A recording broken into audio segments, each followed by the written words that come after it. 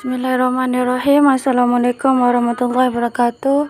Kami dari kelompok 3 akan mempresentasikan hasil diskusi kami yang berjudul Standar Operasional Manajemen Usaha Syariah. Standar operasional syariah. Standar operasional prosedur atau disebut dengan SOP. SOP, Standard Operating Procedure, adalah pedoman yang berisi prosedur-prosedur operasional yang digunakan untuk memastikan bahwa semua keputusan dan tindakan serta penggunaan fasilitas-fasilitas proses yang dilakukan oleh orang-orang di dalam organisasi yang merupakan anggota organisasi agar berjalan efektif dan efisien, konsisten, standar dan sistematis. SOP juga menjadi jalan untuk mencapai tujuan. SOP adalah jalan atau jembatan yang menghubungkan satu titik dengan titik lainnya. Karena itu, SOP akan menentukan apakah tujuan yang dapat dicapai secara efektif, efisien, dan ekonomis. SOP adalah sistem yang disusun untuk memudahkan, merapikan, dan menertibkan pekerjaan kita.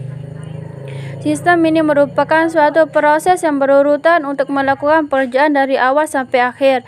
SOP juga lahir dari pengelolaan usaha sehari-hari yang belum tentu profesional, kemudian distandarisasi agar profesional atau mendekati profesional. Oleh karena itu, SOP disusun untuk mempersingkat proses kerja, meningkatkan kapasitas kerja, dan menertibkan kinerja supaya tetap dalam bingkai visi serta misi perusahaan. SOP dibuat untuk menyederhanakan suatu pekerjaan supaya berfokus pada intinya, tetapi cepat dan tepat. Dengan cara ini, keuntungan mudah diraih, pemborosan diminimalisir, dan kebocoran keuangan dapat dicegah. Hal ini bisa diterapkan pada perusahaan yang kompetitif, yakni perusahaan yang semua pekerjaan diselesaikan secara tepat waktu. Jadi, SOP dibuat untuk menyederhanakan proses kerja supaya hasilnya optimal tetapi tetap efisien. Di antara kontak-kontak dalam organisasi terdapat garis-garis yang menghubungkan satu sama lain. Garis-garis itu menunjukkan adanya kontak-kontak komunikasi antar pejabat yang ada dalam organisasi. Jenis-jenis komunikasi yang dilakukan antara lain berupa instruksi, laporan, koordinasi, dan atau sekedar informasi. Di samping itu, ada hal lain yang cukup penting terkandung dalam garis-garis tersebut, yaitu adanya mekanisme baku yang harus dilakukan secara standar, formalitas tertentu, dan melaksanakan keperluan-keperluan. Mekanisme tersebut adalah apa yang bisa dinamakan sebagai SOP atau Standard Operating Procedure. Dalam bahasa Indonesia, istilah ini dikenal dengan SISDUR atau Sistem Prosedur. Jadi, SOP menjadi sebuah mekanisme vital apabila tidak dibuat dan dilaksanakan dengan baik. Maka, manajemen sebuah perusahaan kemungkinan besar akan menjadi kacau. Unsur-unsur dalam Standard Operational Procedure sangat menentukan dalam efektivitas penyusunan dan penerapan SOP itu sendiri. Ketika unsur-unsur SOP diabaikan dalam suatu organisasi, maka pelaksanaan SOP itu sendiri tidak bermanfaat bagi organisasi.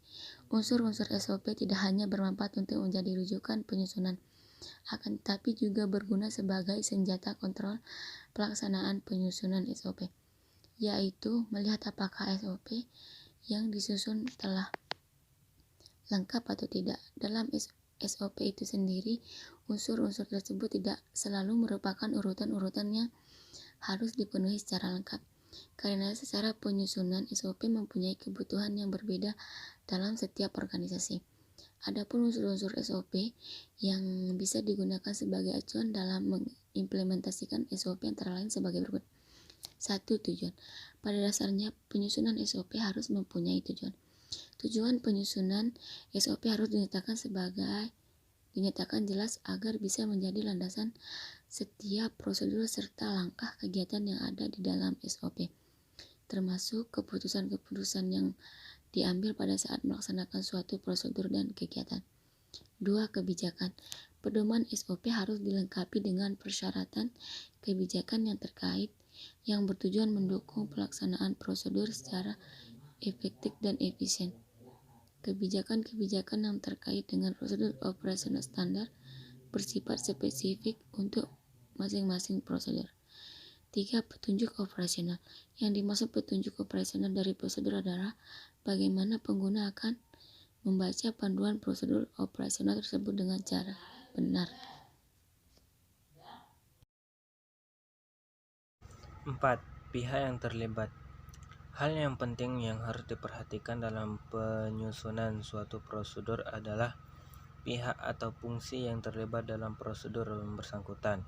Dalam pelaksanaan prosedur, lebih baik menggunakan fungsi sebagai representasi dari pihak yang terlibat daripada menggunakan nama bagian atau unit, departemen, atau juga nama jabatan dan orang yang rentan terhadap perubahan atau pergantian. 5. Formulir. Yang dimaksud formulir adalah bentuk standar dari dokumen-dokumen kosong atau lazim yang digunakan dalam menjalankan prosedur tertentu sebagai media yang menghubungkan tiap keputusan dan kegiatan yang dilakukan oleh setiap pihak yang terlibat dalam prosedur tertentu. 6. Masukan. Setelah formulir sebagai media masukan disiapkan, maka kegiatan di dalam sistem dapat dilakukan dengan asumsi bahwa kualitas data sudah memenuhi persyaratan sesuai yang dinyatakan dalam kebijakan ataupun syarat prosedur. 7. Proses. Proses adalah tahapan lanjutan setelah tahapan masukan dalam prosedur. Proses dapat terdiri dari satu atau lebih subproses. Hal ini juga dapat terjadi pada prosedur tertentu. Organisasi. Proses adalah kegiatan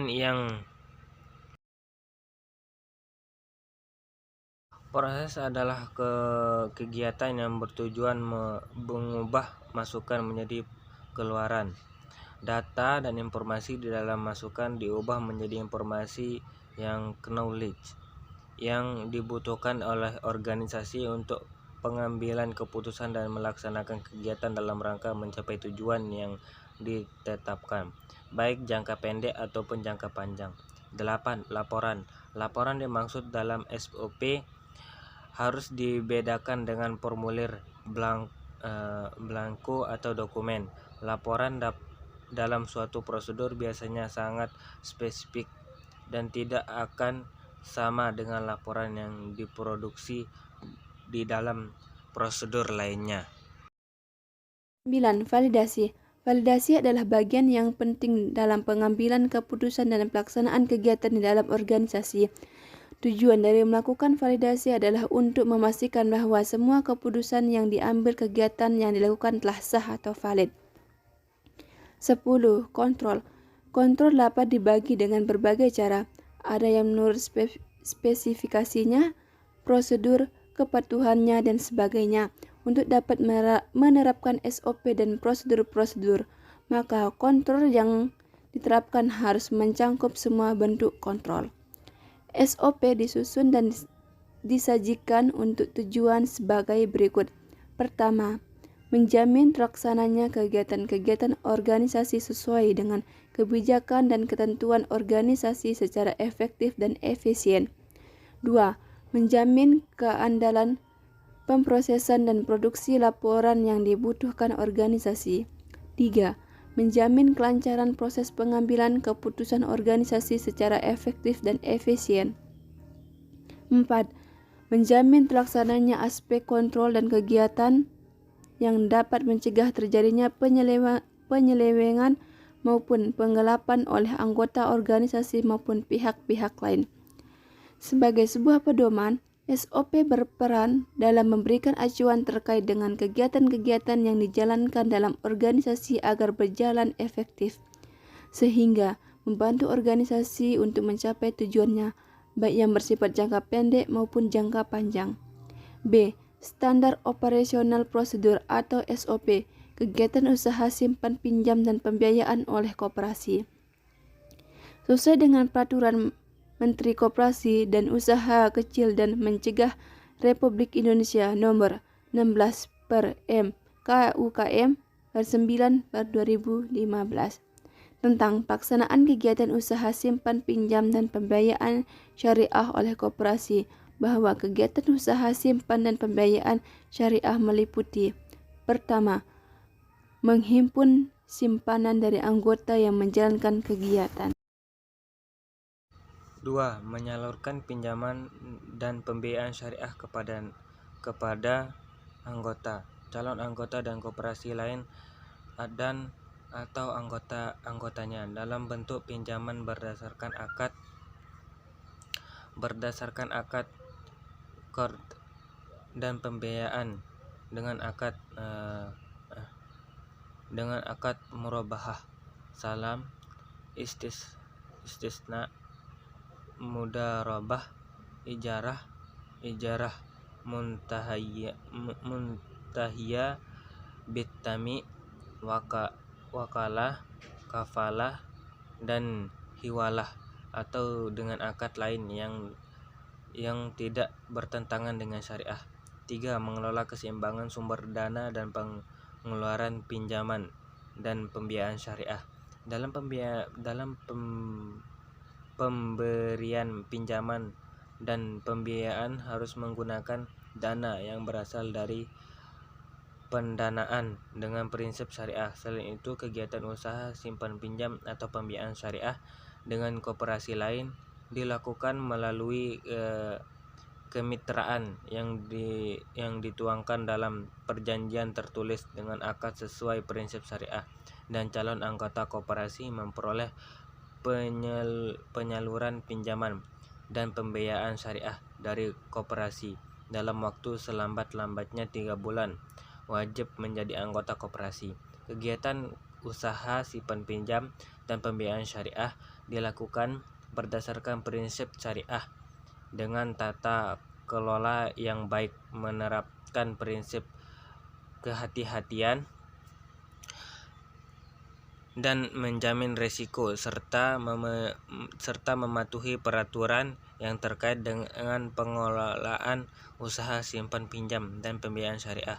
Usaha simpan pinjam dan pembiayaan syariah dengan predikat penilaian kesehatan dalam pengawasan khusus dihentikan sementara kegiatan usahanya sampai dapat memperbaiki struktur keuangannya.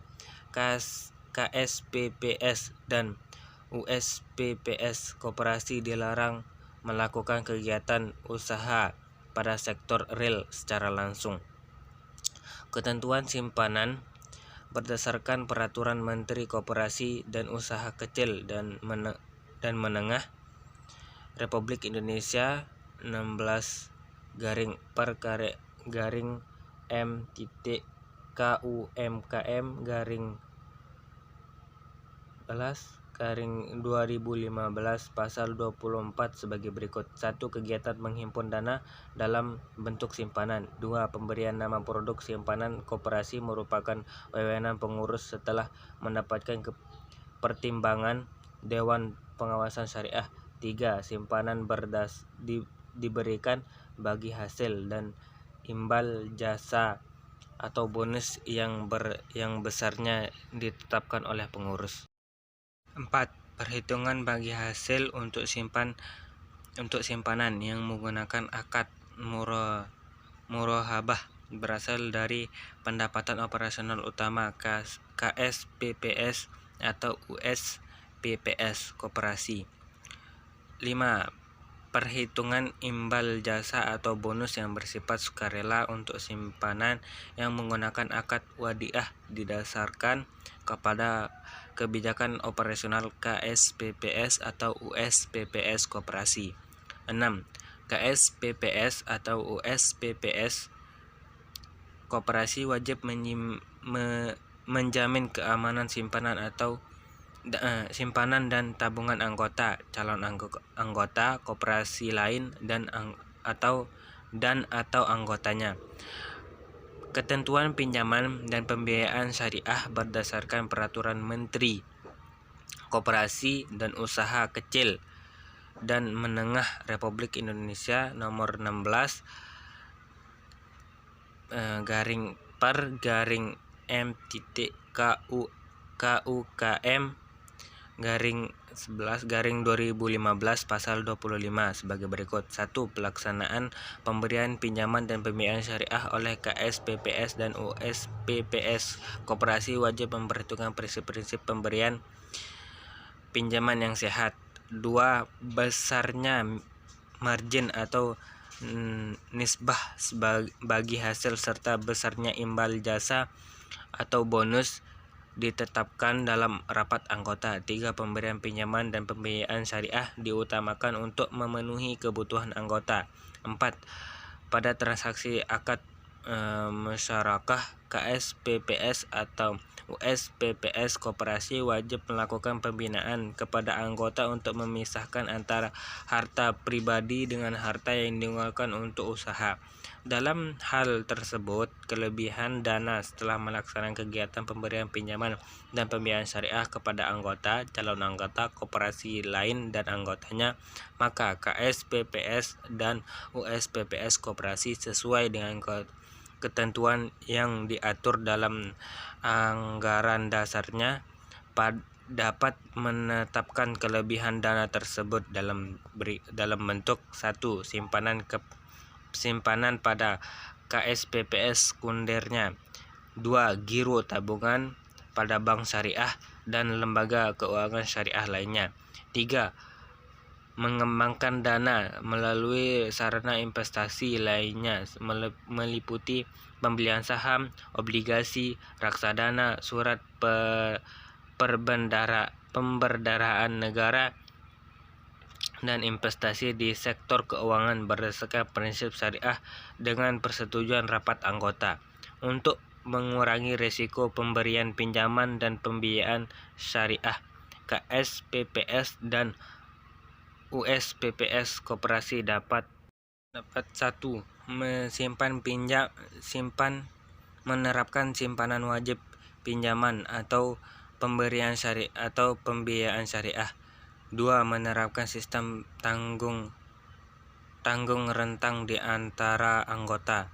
3. Menetapkan jaminan atas pinjaman atau pembiayaan yang dapat berupa barang atau hak tagih yang diperuntukkan senilai dana pinjaman atau pembiayaan yang bersangkutan. 4.